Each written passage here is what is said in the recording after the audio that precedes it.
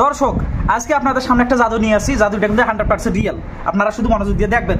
এই যে টাকাটা আছে, টাকাটা কিন্তু দেখেন কিভাবে নেই। প্রথমে একটা ভাঁজ করবেন, টাকাটা ভাঁজ করবেন, ভাঁজ করে নিলেন। তারপর দ্বিতীয় আর একটা ভাঁজ করবেন, এইভাবে ভাঁজ করবেন। ভাঁজ করলেন দিয়ে এদিক দিয়ে আর একটা ভাঁজ করবেন, আর একটা ভাঁজ করলাম। দেখেন এখন কি করি, এই যে টাকাটা এখানে রাখলাম। হ্যাঁ দেখেন, এভাবে রাখলাম, রেখে এই হাতগুলো মুট করে দিলাম। এখন দেখেন 3বার করবো, 3বার ঝাঁকি দেবো। 1 2 3। কি ঠিক আছে?